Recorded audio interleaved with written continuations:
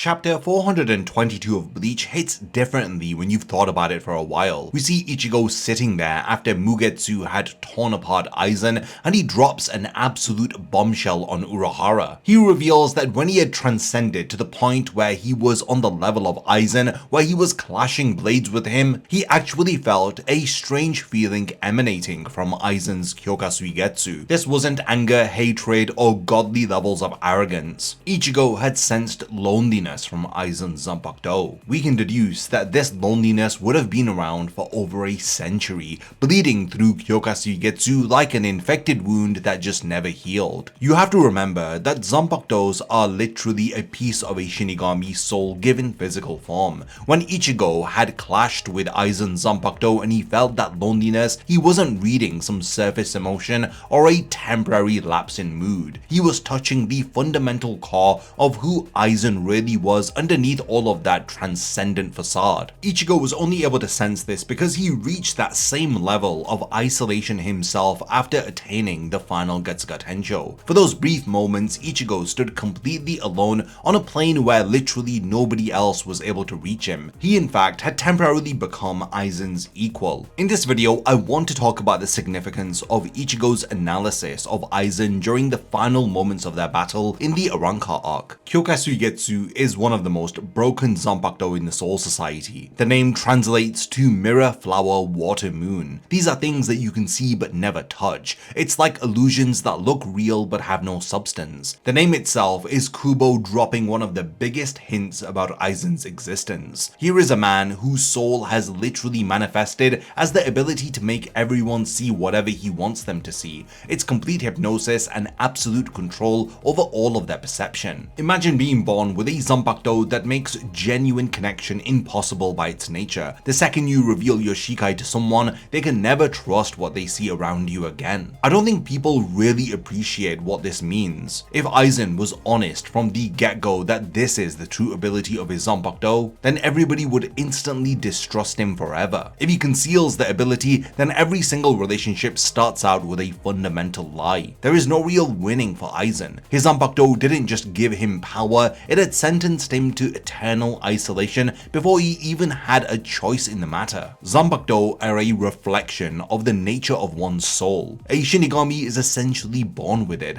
Aizen didn't choose to have a soul that manifests as perfect deception, but the very nature of Kyoka Suigetsu makes it difficult for Aizen to maintain authentic relationships. During the Soul Society arc, we are introduced to Captain Aizen, the glasses-wearing, calligraphy-teaching, gentle captain of the 5th Division. People dismiss this all as a facade, but what if this is what Aizen had truly wanted deep down? Because for those brief moments when he was deceiving everyone within the Soul Society, he ended up having that genuine connection which Ichigo had found lacking during his battle against Aizen. Glasses Aizen was helping squad members, grading papers, and having tea with his fellow captains, and getting along with his lieutenant Momo Hinamori. Now think about it, all of those late nights doing paperwork, those patient teaching sessions with Momo, those casual conversations in the captain meetings, on some twisted level, Aizen was maintaining the ultimate facade with normalcy. And you have to remember, he wasn't doing this for a few months,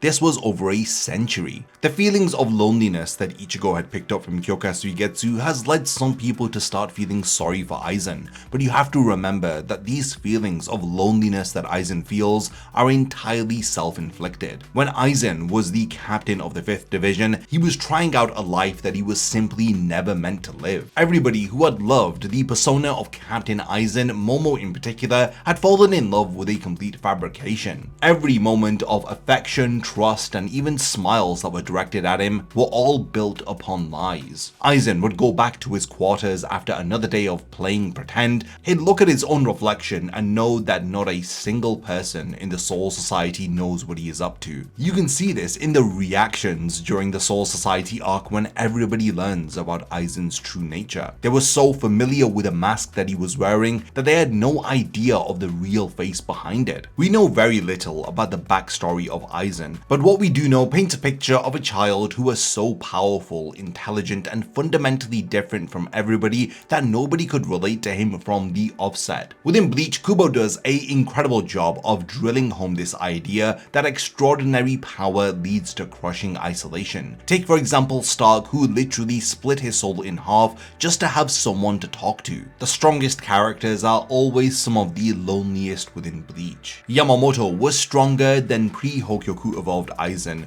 Unohana was a legendary killer, and Zaraki was a monster from his childhood. But take note that each of these people had found somebody who could stand beside them. Yamamoto had Chojuro Sasakibe, and then he found loyal pupils in Shunsui and Ukitake, and then Unohana had Isane and eventually Kenpachi. And then you have Kenpachi who found his home with Yachiro, Ikaku, and Yumichika. But what about Aizen? It wasn't that he was just incredibly powerful, it was his combination of power, intelligence, and his inability to lower himself to anybody else's level. He couldn't turn off his brain or pretend to be less than what he was. Part of the reason why Aizen feels loneliness is that he doesn't have satisfaction in connections with people that he sees as fundamentally inferior to him. During the Turn Back the Pendulum flashback arc, we see Aizen at his most cruelest. Now, this is the earliest chronological point of Aizen's character that we see from the Bleach story. His holification experiments here had led him to holify 8 Shinigami. This was a mixture of captains and lieutenants. Thanks to Urahara's intervention, these random test subjects were able to achieve something that Aizen had wanted. The Vizards were able to transcend the boundary between Shinigami and Hollow. They ended up becoming hybrid beings that were more powerful than either race alone. Aizen ultimately deemed the Vizards to be failed experiments. While they did end up becoming incredibly powerful, they were not his sole creations. The Vizards turned out the way they were thanks to Kisuke Urahara, and here lies potentially somebody who could be an equal to Aizen. We are aware of the lengths that Aizen is willing to go to in order to bring about the collapse of the current world order. In the Soul Society arc, he declared that nobody has stood atop of the heavens before, not even the gods. He adds neither them, being the Shinigami, or himself have ever attained the heights to which he seeks, but he will be the one to do so. Aizen's actions solidify his desire for this purpose through his manipulation, betrayal, and lack of concern for disrupting the status quo. Aizen desires to bring about change by becoming God himself. Thanks to the Hokyoku, he transcends into a being superior to Shinigami and Hollows after he places the Hokyoku within himself. The Hokyoku and the will of Aizen are synced due to the very nature of the Hokyoku fulfilling the heart's desire. Urahara is Aizen's foil. He is always around, picking up the pieces after Aizen's reckless actions. Urahara is aware of what is wrong with the world, but instead he chooses to accept the status quo than to fight against it. Urahara understands that it's not his job to alter or improve the world, but this doesn't mean that both Aizen and Urahara are not similar. In terms of intellect, talent, and knowledge of the world, they are both equals in my eyes. The difference between the two of them is focused upon in chapter 421. Urahara is seen to justify the current existence of reality, and the absent god, the Soul King, who maintains all of this. Aizen is baffled as to how someone who is as intelligent as Urahara can accept being ruled by that thing. Urahara explains that without the Soul King, the worlds would crumble, simply stating that this is the way that the world works. This is what infuriates Aizen as he insults Urahara. Before he is sealed, Aizen's final words are telling. He states that the victor should speak of the way the world should be, not the way it is. Aizen is so blinded by his delusions of grandeur and his desire to rule reality that he fails to notice that he has weakened. The seal takes effect as Urahara explains that the Hokyoku no longer recognizes Aizen as its master. This leads us into chapter 422, where Ichigo and Urahara have a brief conversation following the fight with Aizen. Urahara tells Ichigo that the containment unit has taken Aizen to the Serite, and the Central 46 will decide his fate soon. Ichigo responds with "I see," as he has a somber expression on his eyes, which Urahara notices. He asks him, "Why do you look like that?" Ichigo says that he doesn't know, he's not sure himself. Urahara reassures him, saying that everybody's lives, this world, they were all saved because Ichigo risked his life to defeat Aizen. Ichigo is aware of this, as Urahara continues to reassure him that he did the right thing. There is no reason for him to feel sad. Ichigo then shares what is troubling him as he says, "Hey Urahara, did the Hokyoku really reject Aizen?" He continues to explain that Isshin had told him that the Hokyoku could read the hearts of those around it and make their wishes come true. If this is the case, then maybe Aizen wanted to lose his powers. Urahara is paying close attention attention here as Ichigo elaborates that he was finally able to feel Kyoka Suigetsu in the battle. This was after Ichigo had gained enough power to fight against Aizen as an equal. So when their swords had clashed, Ichigo had sensed only loneliness emanating from his sword. We then see this dark manga panel with a silhouette of a very young Aizen. Ichigo wonders that if Aizen was born with exceptional powers, maybe he was just looking for somebody who could see things from his perspective. And the moment where he had gave up and stopped looking for an equal, this may be when he started to wish that he could just be an ordinary Shinigami somewhere in his heart. I think Urahara does agree with Ichigo's analysis here. You can see that he too has that sad expression in his eyes. It's really unfortunate that Kubo didn't give us any additional dialogue from Urahara here. But again, this is just the way that Kubo tells stories. Urahara's expression of sadness in this manga panel should be enough for us to see that he agrees with Ichigo's analysis to some extent. The wish-granting orb that is the Hokyoku had given Aizen what he had desired. He gave him power beyond belief, so much so that he would be at a level that nobody else could compete with him. Ichigo too reached this level after thorough introspection where he had learnt the final Getsuga Tenshō and he too had become a transcendent being. But look at the motives. Ichigo decided to isolate himself in this upper tier of power in order to protect others, but Aizen did it in order to stand above everyone. I'm sure to some extent even Ichigo was feeling loneliness. I presume this is what had allowed Ichigo to see past all of the facade that Aizen has, that deep down he was a broken, desperately lonely soul. After everything was said and done, a sealed Aizen was carted off to the Central 46, whereas Ichigo was greeted by his friends and family who were celebrating his victory. We then fast forward to the 1000-year Blood War arc where Aizen is imprisoned within Mugen. He has been sentenced for over 20,000 years. There is definitely a major change in his character following his defeat. Who would have imagined that he would have assisted the Soul Society in taking down the Quincy Emperor in the final battle of the 1000-year Blood War arc? All of that time where he had tried to deny those connections, where he convinced himself that everybody was beneath him. For just one moment in that battle against Yhwach, Aizen stood on the side of the Shinigami, with his justification being that he isn't fighting alongside them. His justification is that he doesn't want to be ruled by anybody, including Yhwach. One of my favorite moments in that final fight with Yhwach is when Aizen is critically wounded and Ichigo yells out Aizen like he's genuinely concerned for him. It's just really heartwarming and it says a lot about who Ichigo is as a character. You have to remember, this is the same guy who had forgiven Ginjo after he had done the most unspeakable betrayal to him, and he still wanted to pay his respects to Ginjo by giving him a proper burial within the world of the living. Now, coming back to the way that Kubo writes stories, his philosophy is that if it is hidden, it is the flower. Kubo literally writing those panels where Ichigo delivers his analysis of Aizen's true feelings is the closest glimpse that we are going to get to the backstory of Aizen and the flower that is hidden within his character. These feelings of loneliness were hidden beneath layers of manipulation, superiority complexes, and transcendent transformations. A lot of people do want to see a complete backstory for Aizen, but Kubo has gone on record to state that he doesn't like it when villains get backstories because they elicit feelings of sympathy from the audience. And in general, backstories are a cheap get me out of jail card to make characters feel more interesting. And I think Aizen is interesting enough even without a backstory. And from what little that we do know about his past, it is more than enough for us to still be breaking down and analyzing his character for almost 10 years since the Bleach manga had ended. While Aizen wanted to rule over reality, the Hokyoku had granted his wish of ultimate power, but it led him to feel pure isolation. I don't even think Aizen knew just how lonely he had felt, but the Hokyoku had picked up on it. Urahara thought that the Hokyoku had rejected him, but Ichigo's analysis positions it so that the Hokyoku had granted Aizen's wish of returning to a normal Shinigami. These few pages that I've discussed within this video are some of my favorite within the entire Bleach manga, but we have reached the point of the video where I want to hand over the discussion to all of you.